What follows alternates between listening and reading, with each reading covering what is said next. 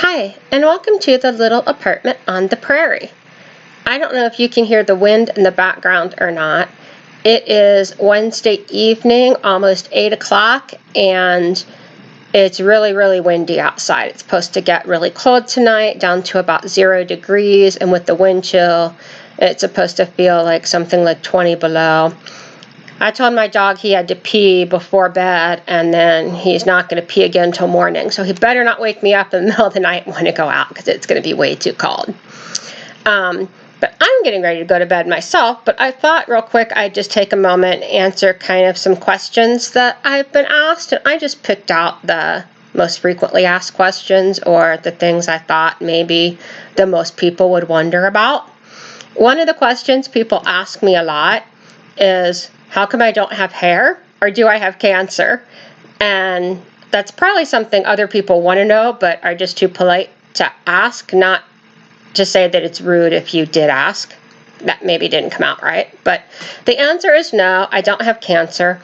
The reason I don't have hair is because I shave it off. And hi, Whiskers. Yes, here's the Whisker cat. See, here she is. Man, she's big. She needs to go on a diet.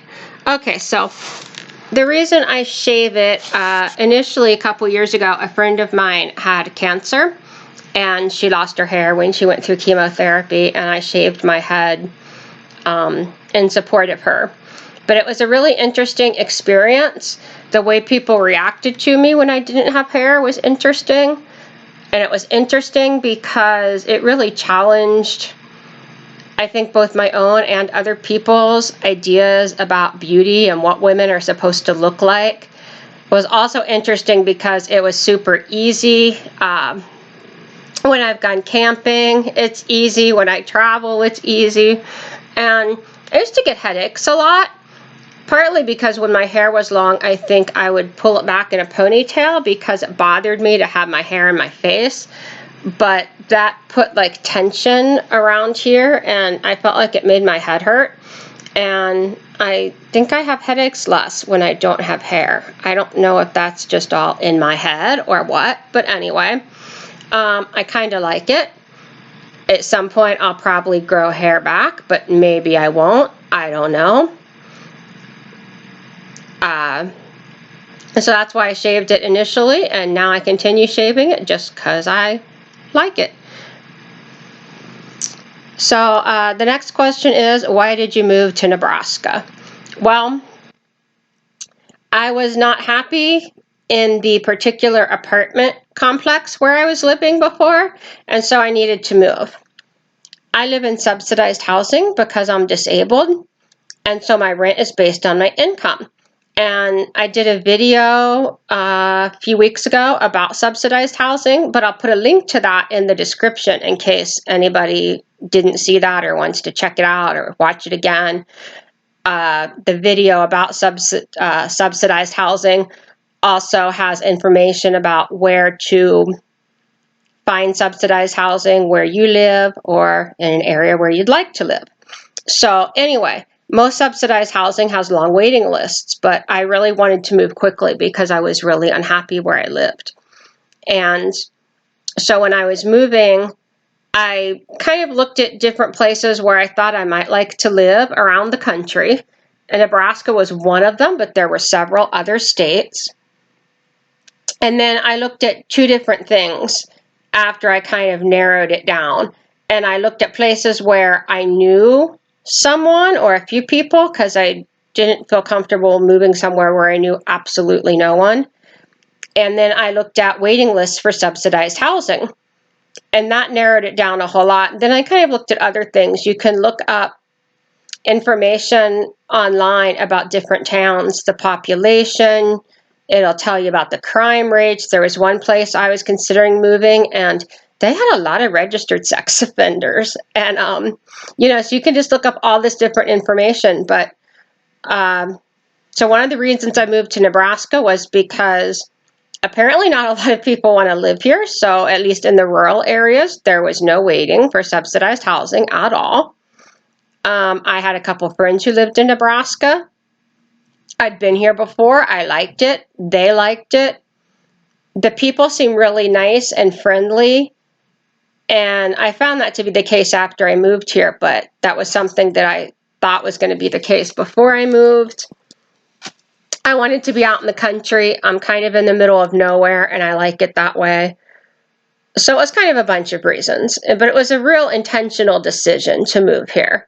It wasn't like my family was from here, so I just ended up here by default. The next question, excuse me, that cough is still hanging on just a little. The next question is, what's your disability? Initially, when I applied for Social Security disability insurance, it was for depression and post-traumatic stress disorder. Since then, I've developed and been diagnosed with fibromyalgia, which causes kind of widespread pain and other symptoms, and would probably be disabling even if it wasn't for the depression and the PTSD. The PTSD, I'll add, is due to childhood trauma. It's not because I was in the military. I was not in the military. A lot of people ask me about that when I say that I have PTSD. Next question. Is it really cheaper to make things yourself than to buy them? Depends on what things.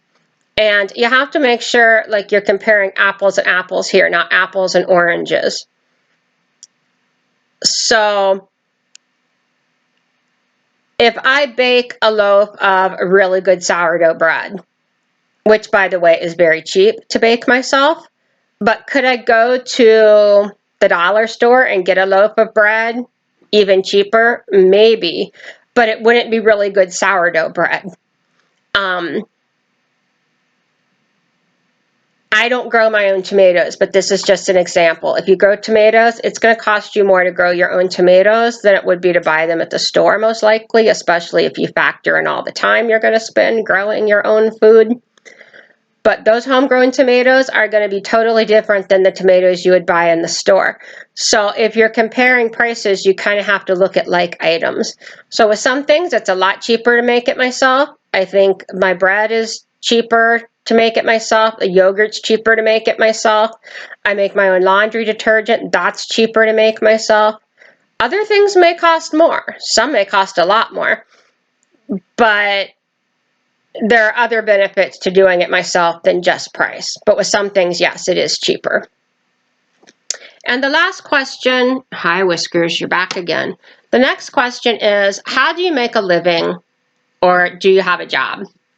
Well, I'm on Social Security disability insurance, which is something that I paid into when I worked. Most people in the United States, at most jobs, you pay into Social Security. It comes out of your paycheck as a tax. You don't get a say about it. Most people don't. So I paid into that while I worked, and then when I became disabled, I had to go through a very extensive application process to prove to the federal government that I was unable to work due to a disability and that disability was likely to last for at least 1 year. It's lasted for many years, more than that, but it has to last at least 1 year. And then the government decided that I could get those Social Security disability insurance benefits, kind of like if your house burns down and you have homeowners insurance, you have to prove that you didn't set the fire, and you might have to prove that you lost belongings worth a certain amount of money, and then your insurance company gives you money. I do other odds and ends to make a little bit of money beyond my disability benefits. Last year I did some mystery shopping. In the past I've done tutoring. Sometimes I've sold homemade bread or jams or jelly, things like that. I've done some freelance writing in the past. I've made some homemade items, like sewn items before, done sewing and other things. So I kind of do little odds and ends to make a little bit of money. I can make up to a certain amount before it affects my disability benefits, but it can affect other benefits like my food stamps and my housing if I make too much, which really hasn't been an issue for me because I haven't been able to work and earn enough to have a significant effect on my benefits. So that answers the questions about money, which I think is what people mean when they ask what someone does for a living. But I have a friend who tells people when they ask her what she does for a living that she lives for a living. And you've seen in these videos some of the things I do.